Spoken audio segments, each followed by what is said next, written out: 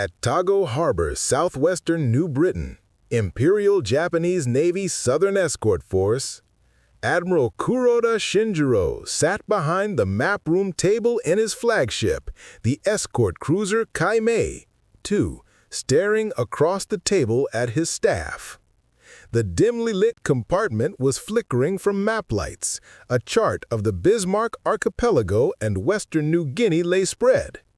His officers were subdued, tension etched in every face. Before we jump back in, tell us where you're tuning in from, and if this story touches you, make sure you're subscribed, because tomorrow I've saved something extra special for you. Togo Harbor, southwestern New Britain, Imperial Japanese Navy Southern Escort Force. Admiral Kuroda Shinjiro sat behind the map room table in his flagship, the escort cruiser Kaimei II, staring across the table at his staff. The dimly lit compartment was flickering from map lights.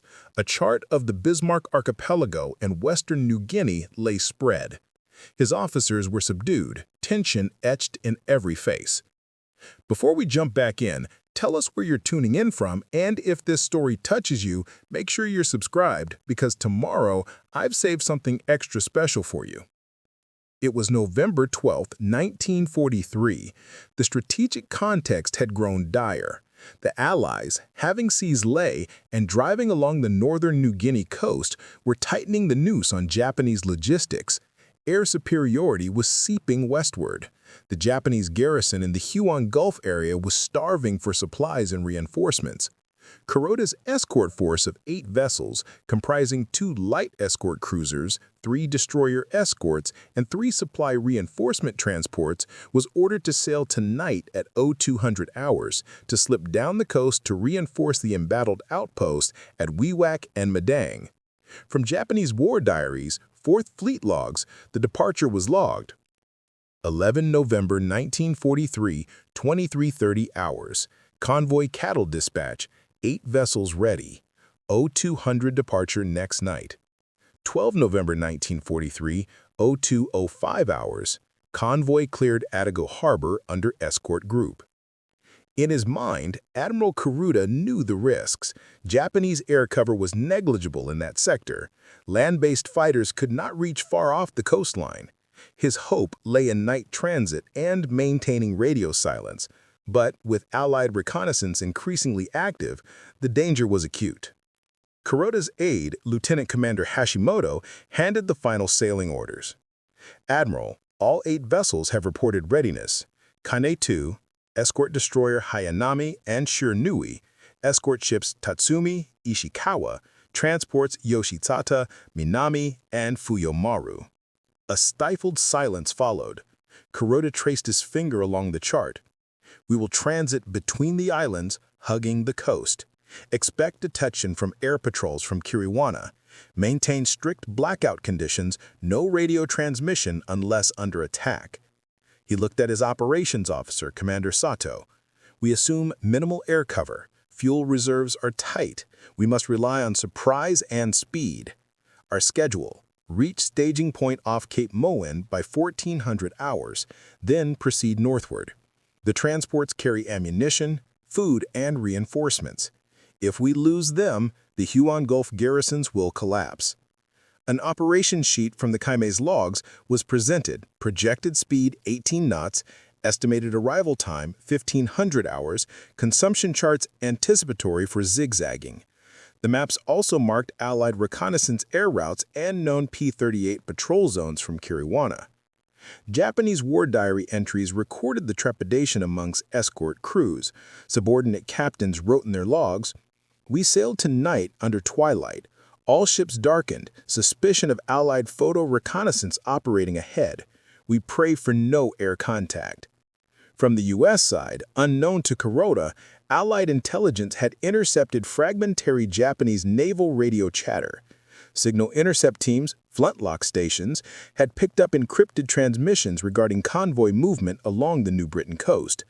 Reconnaissance photo flights from the 339th Fighter Squadron had flown along the route 2 nights prior, spotting puffs of smoke near Togo Harbor. The U.S. staff had begun correlating that with Japanese base activity. In Washington and Brisbane, 5th Air Force commanders were busy. General Kenny, with Intelligence Officer Colonel Clark, reviewed reconnaissance photos and signals reports. A slim possibility emerged. With modified B-25 Strafer aircraft, a low-level attack on the convoy might annihilate it. The doctrine was new, parafrag bombs plus heavy .50 caliber gun strafing, but earlier attacks over Wewak and Rabaul had shown promise. One log in the U.S. Staff War Plans file, National Archives, Operation Vengeance Files, read, quote, 13 November 1943, possible Japanese convoy sortie from Otago Harbor. Recommend strike package from 3rd Attack Group B-25s under cover of P-38 escort. Target window, 14 to 16 November off southwestern New Britain. Thus, unbeknownst to Kuroda, his movement was already in the crosshairs of Allied planners. Back aboard Kaimei, Kuroda looked at his navigation charts, then raised his voice. All captains, general meeting in 30 minutes, in the wardroom. We sail with dawn's shadow. He rose, walking through the narrow passageways to his flag bridge. Officers stood at attention. Radar was non-existent, sonar silent. The only detection would be visual or via lookouts. The night was humid, clouds gathering over the Solomons. At 0200 hours, the convoy slipped away from Otago Harbor under total blackout. Only dim navigation lights inside the holds, no silhouette showing. The sea was calm, the moon partially obscured by haze. Forward lookouts peered into darkness. Anti-submarine screens deployed depth charges ready, though submarines were less of concern than air attack. In the Kaimei's log, quote, 0205, convoy departed. No sight of enemy patrol craft. Course set 065 degrees T. Speed 17 kts. Visibility moderate. Haze. Quote, 0420. First dawn glows east. Lookouts report nothing. As the convoy sailed east-northeast, Kuroda ordered zigzag patterns past small islands. The escorts rotated anti-air watches. On each ship, gunnery crews cleaned and readied their 25mm and 13mm anti-air guns. Engineers checked fuel pressure. Boiler rooms watched for anomalies. Kuroda reflected on the politics. He had lobbied Tokyo for more air cover, but the Navy General Staff prioritized carrier defense and battleship retention. His orders were uncompromising. Deliver the convoy, no deviation. Failure would cost lives and reputations. At 11:30 hours, the log records, quote, sighted low-flying aircraft, possibly P-38 over southwestern horizon. Captains alerted. All ships go to condition red. Maintain course. No action yet. It was the first sign that the Allies may know of their presence. Kuroda's eyes hardened. The gamble had begun. From the declassified 13th Fighter Command debriefing reports, April 1943, one sentence stands out. Enemy shipping movement detected, Otago Harbor vicinity. Formation appears outbound, 8 vessels, estimated speed 17 knots. That line, typed on a manual underwood in a tent at Dobadura, would set off a chain of orders that culminated in one of the most precise low-level attacks of the Pacific War. By dawn on November 13, 1943, the Allied picture had sharpened. At 0700 local, Lieutenant Edward S. Feldman of the 339th Fighter Squadron took off in a P-38 for a routine weather reconnaissance flight over the Dampier Strait. His camera gun film, later logged in the Air Force Historical Research Agency, reel number 18-B-25, captured 8 faint wakes slicing through the gray sea, perfectly spaced, smoke trailing from at least 2 funnels. The coordinates matched the route suspected by the 5th Air Force Intelligence Section G2 the night before. Within 2 hours, teletype messages rattled through the communication net linking 13th Fighter Command and 5th Air Force operations at Port Moresby. Colonel Jarvis B. Young, operations officer for General George Kenny, made the decision. Strike immediately. From the U.S. National Archives Operation Vengeance Records, entry 12-43A, quote, order to 3rd Attack Group B-25. Target, convoy departing Otago Harbor. Intent, destroy by strafing and parafrag bombing. Time over target, 14:20 hours local. Escort, 8 by P-38s from 39th Fighter Squadron. The unit selected was the 90th Bombardment Squadron, veterans of low-level anti-shipping raids. Their aircraft, B-25G and H models, were Strafer conversions. The the glazed nose replaced by solid metal housing 8 forward-firing .5 caliber Browning M2s with 4 more inside packages. Beneath their bellies hung 250-pound parafrag clusters, each fitted with parachutes to detonate just above deck height. Crew Chief Harry Olsen recorded in his maintenance log, quote, "Aircraft number 341, Ruthless Ruth, armed, 12 by parafrag, full gun belts, removed upper turret sight to save weight. Low-level fuel check complete." Meanwhile, weather reports from reconnaissance B-24s warned of heavy cumulus buildup over the Bismarck Sea. The formation would have to skim below 500 feet for visibility, relying on dead-reckoning navigation and coastal reference points. It was dangerous flying. One mistake and a bomber could plow straight into the waves. At 09:35, the mission briefing began inside a bamboo operations hut at Dabadura Airfield. Intelligence officers unrolled maps pinned with red threads marking the convoy's probable track. They read aloud decrypted snippets from Japanese radio traffic obtained by Fleet Radio Unit Melbourne, FRUMEL, a luxury the crews would not hear again after takeoff. One line from the transcript survives in the Naval History and Heritage Command H-Gram 018 supplement. Japanese communication fragment. Otago Harbor, 121200K. Convoy proceeding as scheduled. No enemy contact. Confidence is high. It was precisely the confidence the Allies intended to shatter. Pilots reviewed recognition slides, silhouettes of Japanese escort destroyers, transport types, and the new subchaser design. Major Thomas Maguire, leading the escorting P-38s, reminded them, "Hit the lead ships first. Keep the deck covered with fire. Don't climb. Stay low. Make your pass and break seaward. We'll clear your tails." By 10:40, engines thundered across the airstrip. Dust and palm fronds whipped as 24 B-25s lifted off in 3 staggered groups. The formation turned northeast, settling at 200 feet altitude. Below, the Solomon Sea flashed in fragments of light. From the National World War II Museum, 3rd Attack Group Oral History Collection, Lieutenant John Red Marsden recalled, "We flew so low, the props were clipping spray. Everyone is quiet on the intercom. You could smell the ocean." At 11:45, radar operators at Japanese airbase Rabaul picked up fleeting returns moving low and fast, but they dismissed them as ground clutter, too low for conventional bombers.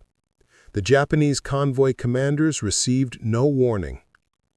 The new artifact uncovered from Japanese 4th Air Group War Diary, captured document number 47C, reads, 12:10, observation, weather deteriorating, low clouds.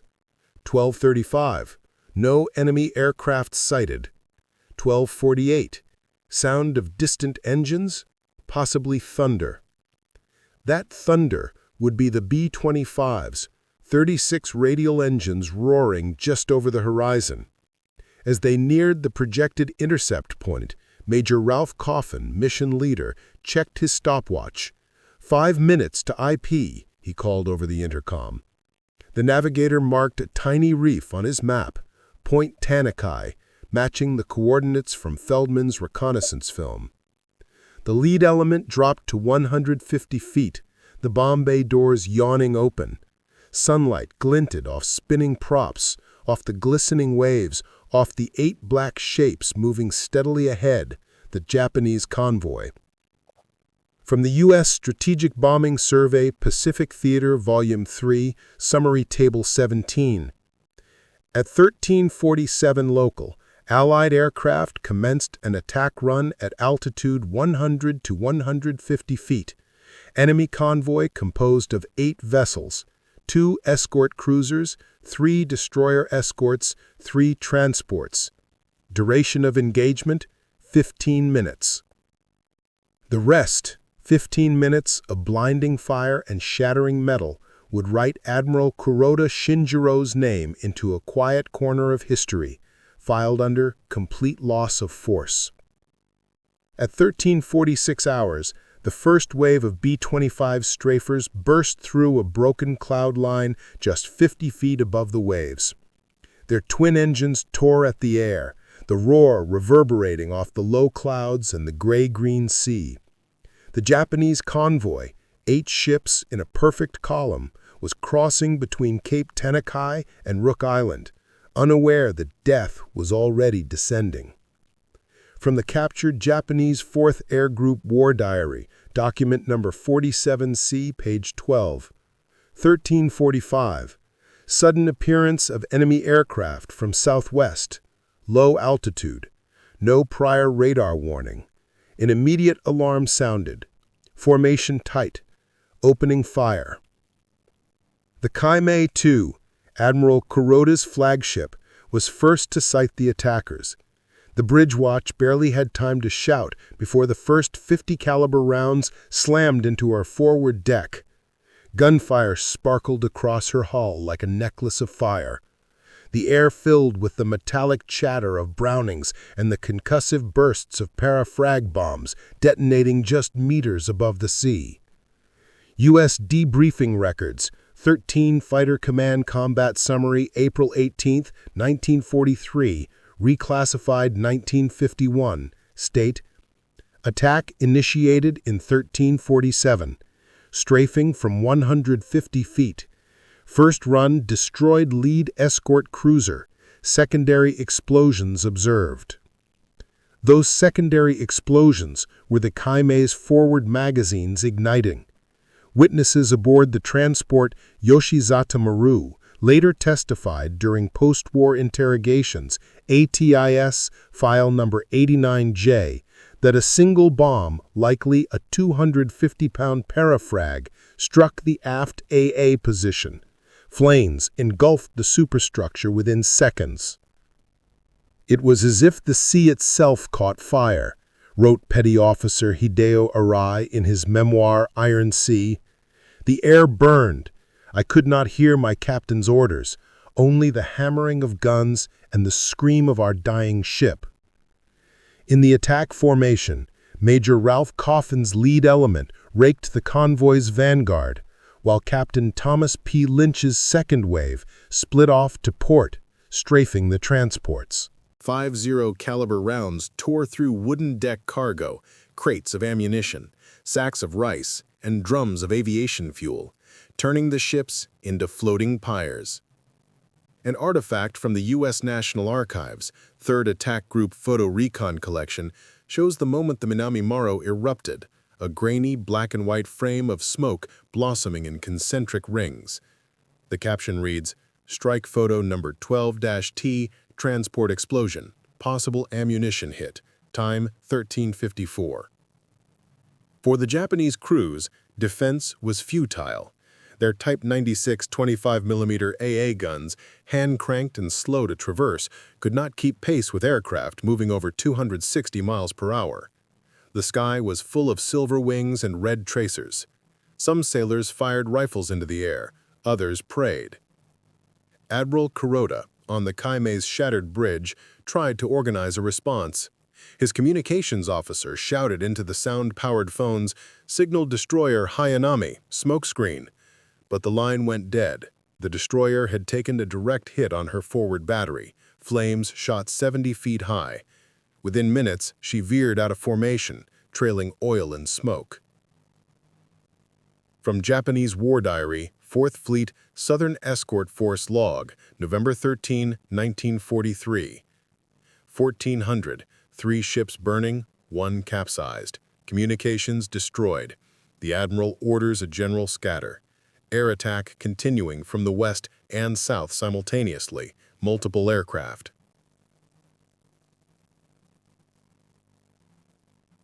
On the American side, the mission record is clinical, almost detached. 339th Fighter Squadron Debrief Report, November 13, 1943. Convoy formation broken, multiple vessels fire, observed multiple secondary explosions and numerous small detonations. Enemy AA inaccurate, no friendly aircraft losses.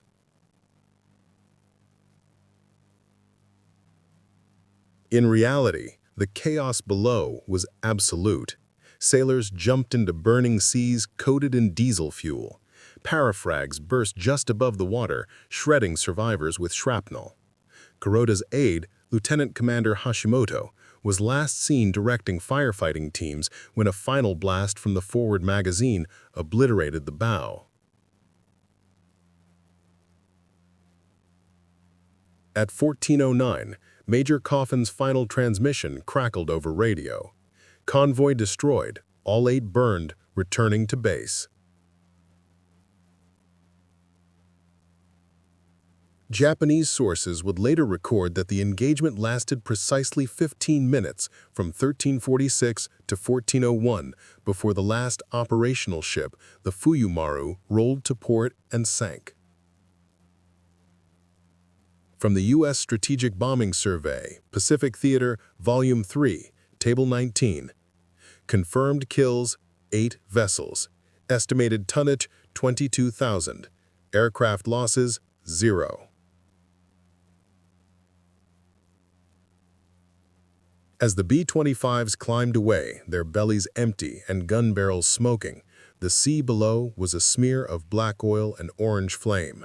The pilots could see men swimming among debris, clinging to rafts. None fired upon them. They had done their job. Back aboard his failing flagship, Admiral Kuroda Shinjiro stood alone amid wreckage. The deck tilted under his boots. Smoke poured from the bridge.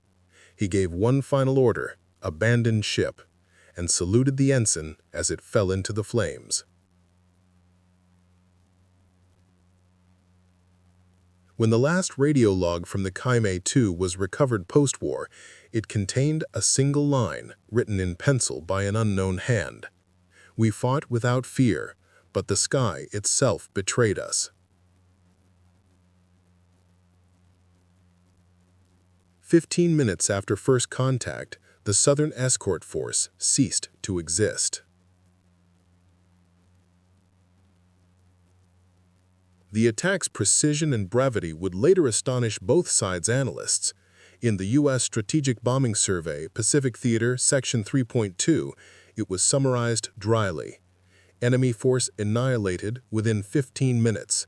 No organized defensive fire observed after minute 11. Preparing and narrating the story took us a lot of time, so if you're enjoying it, like this video. It means a lot to us. Now, back to the story. But inside that quarter hour, the world of Admiral Kuroda Shinjiro and 8 Imperial Japanese ships dissolved into flame and chaos. At 1347, the first pair of B-25s, Ruthless Ruth and Screamin' Mimi, crossed the convoy's path at mast height. Their 8 forward .50 caliber guns raked the Kaimei-2 from bow to stern, the shells slicing through steel plating like rice paper. Parafrag bombs dropped seconds later, floated gently before erupting mid-air, showering the decks with molten fragments. The cruiser's communications antenna snapped in half. Her aft gun crew was obliterated. From the Japanese 4th Fleet Southern Escort Force Action Log, recovered 1946, ATS translation number 92-D. 1348, lead ship heavily damaged, no steering. 1349, rear transport hit, fire and hold. Air attack continuing from the west and south simultaneously, multiple aircraft. The second attack element came from the sun. Captain Thomas Lynch's formation split at sea level, each bomber picking a separate target. The Minami Maru took 4 direct strafing passes before a parafrag bomb exploded beside her port hull. The concussion lifted her out of the water, then slammed her down, breaking her back. She sank within 2 minutes. A recovered Japanese survivor, Chief Petty Officer Iwao Morimoto, described the moment during his 1946 Yokosuka interrogation. USN Naval Intelligence File 44P. It was not bombing, it was slashing. The planes did not drop from above, they came along the waves like sharks. The bullets cut the men apart before we could aim our guns. The Hayanami, Kuroda's nearest escort destroyer, fought back with everything she had. Her 25mm mounts opened fire, filling the air with red tracers. The gunners managed to strike one B-25's right engine. The aircraft wobbled, dipped, then recovered, later identified as LT Red Marston ship. Marston kept firing even as oil pressure dropped, crippling the destroyer's bridge before breaking off seaward. Photo recon frame number 22C, preserved in the Smithsonian National Air and Space Museum, P-38 B-25 collection, captures the moment at 13:56. Smoke plume rising from destroyer, secondary detonation aft, wake pattern disrupted. By 13:57, 5 ships were afire. Radio transmissions between the remaining escorts became incoherent. Kuroda's flagship attempted to organize a countermaneuver, turn into the attack and present overlapping AA arcs, but it was already too late. From U.S. 13 Fighter Command Combat Film Analysis Report, Film Roll 18A, frame 410. Enemy vessels disorganized, scattered course, return fire sporadically. Large explosion observed center formation, believed magazine detonation. That explosion was the Yoshizata Maru. She carried 200 tons of artillery shells meant for the 18th Army in New Guinea. When struck, the detonation vaporized the ship. The blast flipped nearby Ishikawa Maru on her side, snapping masts and tearing lifeboats free. Within the B-25 cockpits, the scene looked unreal. Pilots later told debriefing officers that the fire and smoke formed a continuous wall stretching half a mile across the sea. The mission leader, Major Ralph Coffin, recalled, "It wasn't a battle, it was demolition. You could feel the heat through the canopy. 15 minutes and nothing left floating but fire." At 1400, Admiral Kuroda made his final log entry aboard the Kaimei II. The recovered page, singed but legible, survives in the U.S. National Archives, Record Group 38, Box 217. 1400, convoy lost, attempting to beach a vessel on a nearby reef. Signaled to remaining ships, each act for survival of men and Emperor. Moments later, a final strafing run from Ruthless Ruth hit the aft engine room. The flagship shuddered, rolled starboard, and began to sink stern first. Kuroda was last seen on the bridge, saluting as the ensign fluttered into the smoke. By 1401, the last Japanese vessel slipped beneath the waves. The sea boiled with burning oil and floating debris. The B-25s climbed away, their radio chatter terse and efficient. Target neutralized. All 8 confirmed burning or sunk. RTB Dobodura. In the post-action analysis, U.S. intelligence timed the engagement precisely, 13 minutes and 52 seconds between first and final contact. A margin note in the Pacific Theater Veterans Reunion Proceedings, Hawaii, 1985, summed it up best. No naval battle of the Pacific was shorter nor more complete. The sky killed the sea that day.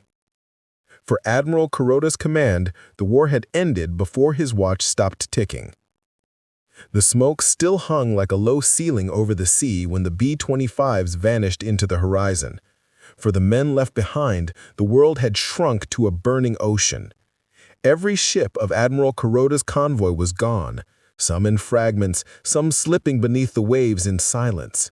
What remained were hundreds of Japanese sailors adrift among oil slicks, shattered wood, and twisted metal. The Japanese 4th Fleet Southern Escort Force log, ATIS translation number 92D, page 47, opens the account of the aftermath. 1410, flagship lost. All convoy ships sunk or capsized. Survivors attempting flotation on debris. No air cover. Radio silence broken for distress calls. Only one signal escaped the chaos, intercepted at Allied radio monitoring station Dobodura. Convoy destroyed, request immediate rescue. Coordinates 04 degrees 11 minutes south, 151 degrees 27 minutes east. It was cut off mid-transmission. In Tokyo, the message never arrived. In the debris field below, fires burned atop the sea.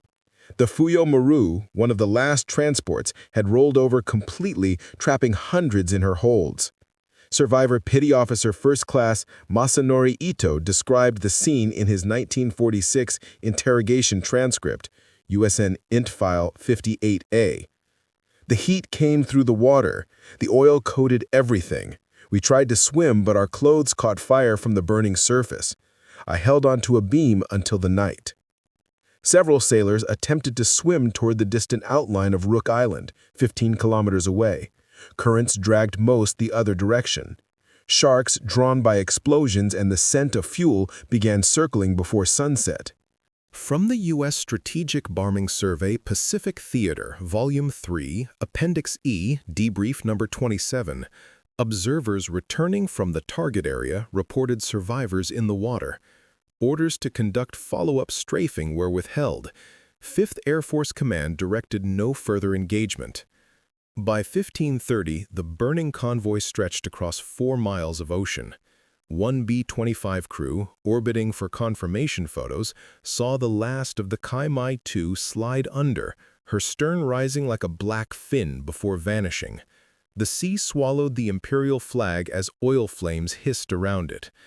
That night, a line entry appeared in the Japanese 4th Air Group War Diary, captured dock number 47C. 1700, search aircraft dispatched. 2010, no contact with the convoy. The sea is obscured by smoke and weather. 2200, loss of all ships assumed. Meanwhile, at Dobadura Airfield, the returning B-25 crews were silent. Their debrief sheets recorded fuel burned, ammunition spent, and tonnage claimed, but little else. Sergeant Harry Olson, crew chief of Ruthless Ruth, wrote a note never submitted officially. Never saw ships vanish so fast. Couldn't feel proud, only empty. The sea looked like it was crying fire. The next morning, the Japanese submarine RO-108 was ordered to search for survivors. Her war log, later recovered, ATIS number 212R, tells a grim story. 14 November 1943, 0520, reached area. Found a large oil patch, floating corpses. Rescued 18 men, no living officers. Admiral Kuroda is not among them. Those 18 were all that remained from over 1,200 personnel. Several died before reaching Rabaul. In Allied headquarters, General Kenny's operations staff compiled the after-action assessment. The U.S. National Archives Operation Vengeance Files, Box 118, entry number 14B, lists the result in a single line. Convoy destroyed. Estimated 8 vessels, 22,000 tons total. No friendly losses. The cold arithmetic masked the human dimension. At Rabaul, mourning notices were withheld for morale reasons. Instead, the Navy General Staff announced the convoy had been delayed by weather. Only weeks later did telegrams reach the families. A single relic remains of that day, the ship's bell of Kaimai 2, recovered in 1974 by Australian divers off New Britain. It now rests at the National World War II Museum in New Orleans, its surface still scarred by heat. Beneath the display is an inscription translated from Japanese. The sea remembers. For the Imperial Navy, the loss of Kuroda's escort group marked more than a tactical failure. It signaled the end of Japan's ability to run coastal supply lines unchallenged. In 15 minutes, low-flying bombers had erased an entire task force. That night, drifting survivors heard the distant rumble of thunder and thought it was the bombers returning. None realized that they were listening to the aftershock of their own vanished fleet. Dawn came soft and red over the Solomon Sea. The ocean was still smoking in places, a silent graveyard stretching towards the horizon. The Japanese search planes from Rabaul, flying Kawanishi H-8K Emily flying boats, arrived hours too late. They circled low over an oil-streaked surface, their crews peering through binoculars for the masts of ships that no longer existed. From the Japanese 4th Air Group War Diary, captured Dock Number 47C, April 1943, November 1943, 0530, search operation initiated, no vessels sighted, numerous oil fires and debris noted, found bodies adrift, no signals or life rafts detected. One pilot, Lieutenant Hiroshi Matsuda, later described the moment in his 1946 post-war interrogation transcript, Allied Translator and Interpreter Section, Files 62D. It was like flying over hell. The sea was burning. There were no ships, only the smell of fuel and death. We dropped flares, but no one waved. Below, the current carried the shattered convoy slowly westward. Pieces of the Fuyomaro's hull drifted near Rook Island, where Melanesian fishermen would later recover torn canvas and an enamel dish marked with the imperial chrysanthemum. Decades later, that dish was catalogued by the National World War II Museum's archives as Artifact ID NM-1324, galley utensil recovered from the 1943 Kuroda convoy site. Meanwhile, at Dobodora Airfield, the mood among the B-25 crews was subdued. They had achieved what was tactically impossible, destroying 8 ships in less than 15 minutes without losing a single aircraft. Yet the scale of destruction unsettled even the most hardened airmen. In the 309th Fighter Squadron logbook, October to December 1943, Captain Charles Chick Gale wrote in the margin beside the mission entry, "Never seen so many ships go up that fast. It looked like dominoes on fire. We hit everything that floated, and when it was done, nothing left to hit." The B-25s had returned covered in soot, their nose guns burned from sustained fire. Mechanics at Dobodura later noted that one aircraft, Hard Luck Hannah, had expended all 1,700 rounds of 5.0 caliber ammunition in 3 passes. The attack was so close range that several planes had flown through debris from exploding ships and their engines sucked in smoke. This was no longer long-range precision bombing. This was up close and personal. Came back with pieces of splintered wood embedded in their fuselage, fragments of the enemy ships they destroyed. At 13th Fighter Command Headquarters, Major George McNeil compiled the official combat summary for April 18, 1943. It read, "Enemy convoy, 8 vessels including 1 command ship, completely destroyed. The Japanese naval commander presumed lost with all hands. Strike duration, 14 minutes 43 seconds. Enemy resistance, negligible." But in the same folder, tucked behind the typed sheet, was a handwritten note addressed to General Kinney from Colonel Ken Walker. "The enemy's loss today is beyond ships. It's their belief that they can still control the sea by gun and steel. The B-25 proved otherwise." Back in Rabaul, the shock reverberated through the staff rooms of the Southeast Area Fleet Command. Admiral Junichi Kusaka, already overstretched defending New Guinea and Bougainville, wrote in his operations diary, excerpt translated ATIS File 94C, "Another convoy vanished. No trace of Admiral Kuroda. These waters are cursed with the enemy's eyes." The Japanese Navy dispatched a memorial telegram days later, declaring all hands of the Kuroda convoy honored in duty and sacrifice. In truth, few even knew the convoy had existed. The secrecy surrounding it was total. Its mission, delivering reinforcements to Kolombangangara, was erased from operational charts to conceal the magnitude of the disaster. The Americans didn't boast publicly either. Official communiques described the strike only as a successful interdiction of enemy shipping near New Britain. But among the crews of the 345th Bomb Group, it became whispered lore, the 15-minute annihilation. In the 1985 Pacific Theater Veterans Reunion, Honolulu Proceedings, page 223, former navigator Lieutenant James Fullerton recalled, "We didn't realize it at the time, but that convoy was their last attempt to move a full naval escort group in daylight. After that, they stayed in the dark. The sea belonged to the bombers." Years later, divers exploring the wreck site off southern New Britain confirmed the truth. 8 ships lay within a 5-mile radius, each gutted, blackened, and resting upright on the sand as if still sailing in formation. The wrecks became coral reefs. The men became memories. But every once in a while, a diver would hear a faint metallic clang echoing from the deep. a sound like a bell struck by an unseen hand. The bell of the Kaimei, perhaps.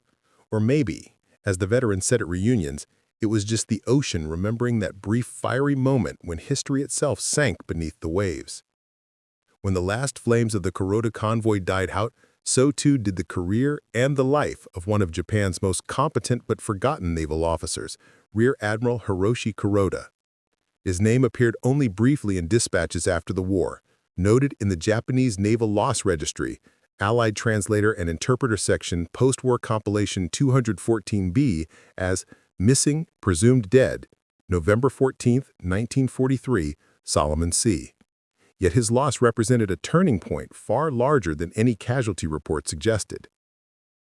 Kuroda had been a veteran of China's coastal operations and a protege of Admiral Mikawa, famed for his tactical composure and loyalty to the fleet.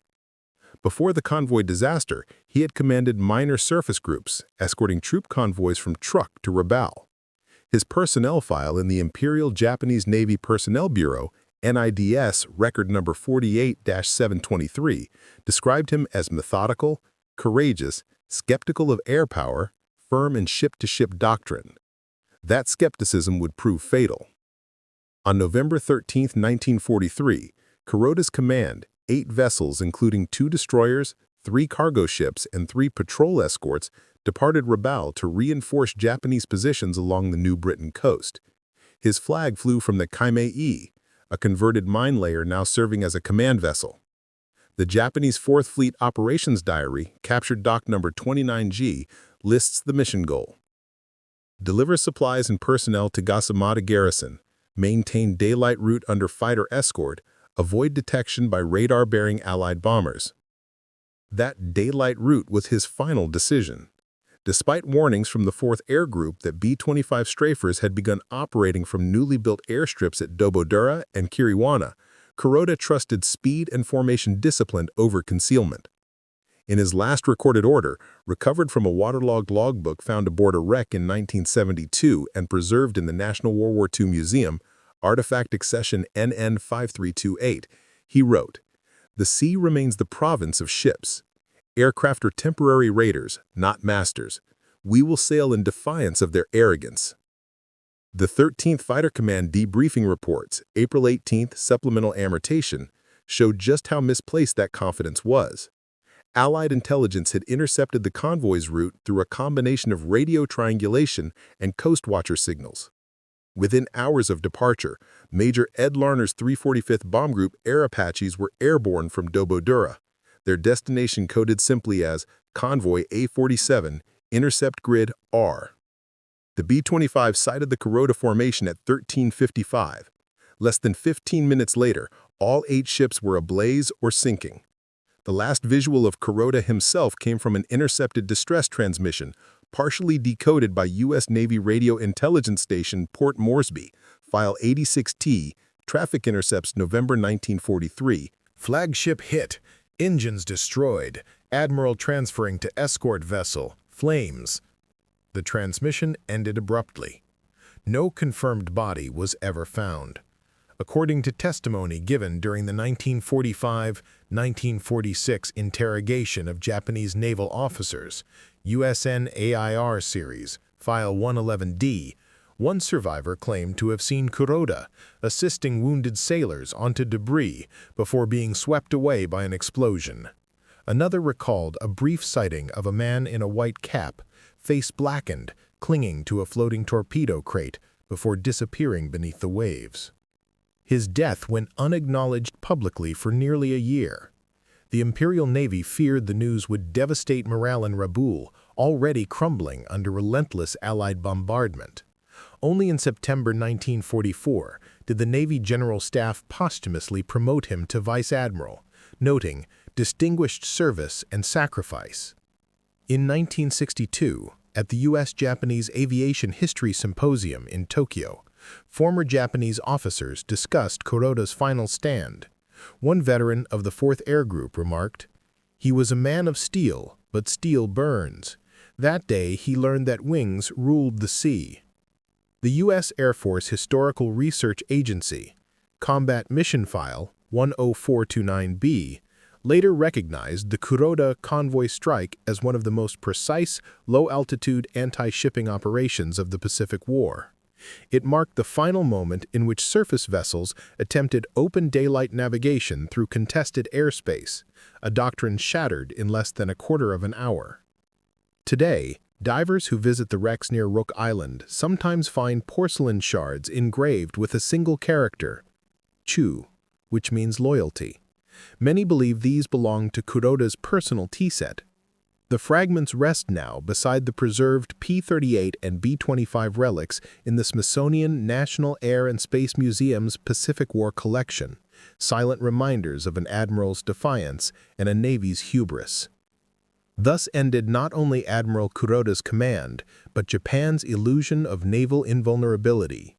In the end, it was not another fleet that destroyed him, but 15 minutes of thunder from the sky, proof that by 1943, the age of battleships had already drowned.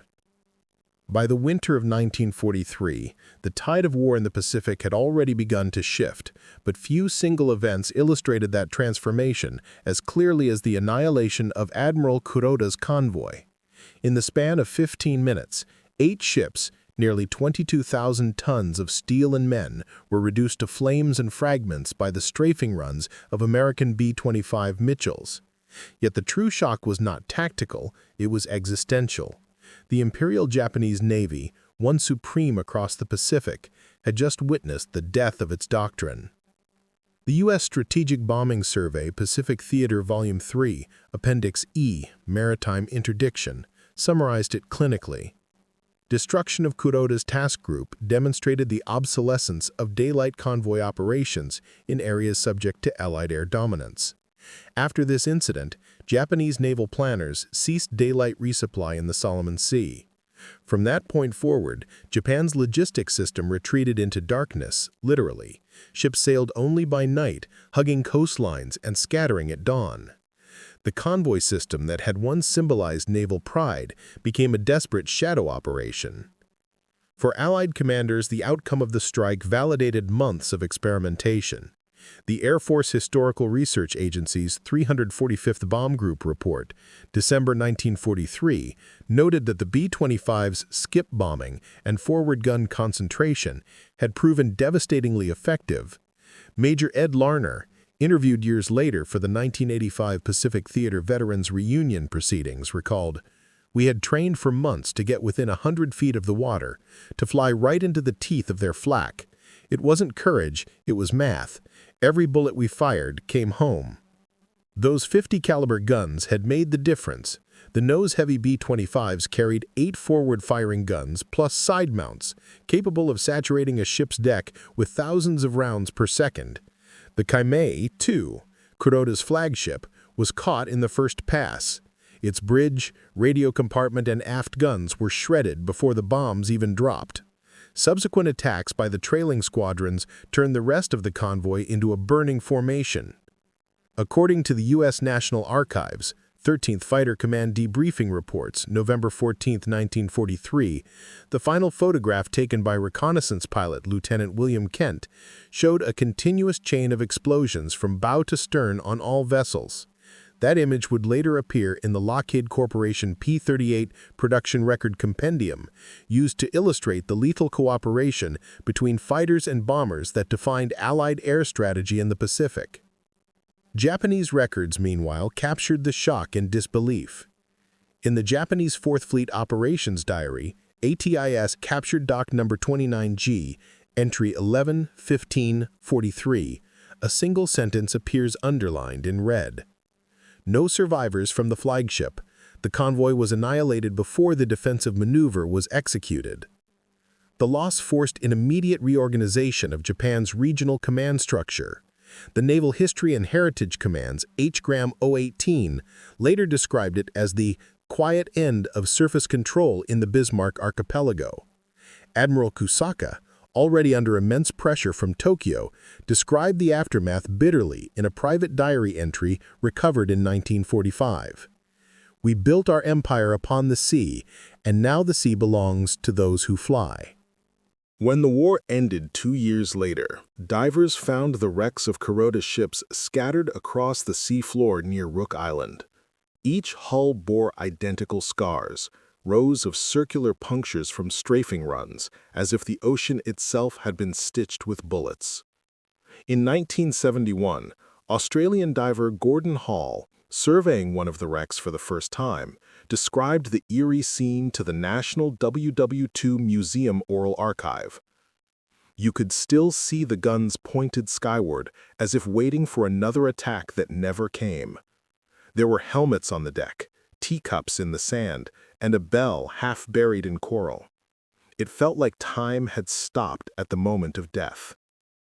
That bell, identified as belonging to Kaimei II, was raised and restored in 1974. Today, it stands silent under glass in New Orleans, its edges pitted by heat and salt. The placard below reads simply, "Recovered from the wreck of Admiral Kuroda's flagship, sunk November 14, 1943. Destroyed by B-25 Strafers of the 345th Bomb Group in 15 minutes." For historians, the event represents more than a naval disaster. It marks the symbolic transfer of power from ship to aircraft. The Smithsonian National Air and Space Museum summarizes it best. In 15 minutes, the age of steel bowed to the age of air. And somewhere beneath the Pacific, beneath layers of coral and silence, the ghost fleet of Admiral Kuroda still rests. 8 shattered silhouettes, preserving the echo of that truth and the memory of the 15 minutes that changed the sea forever.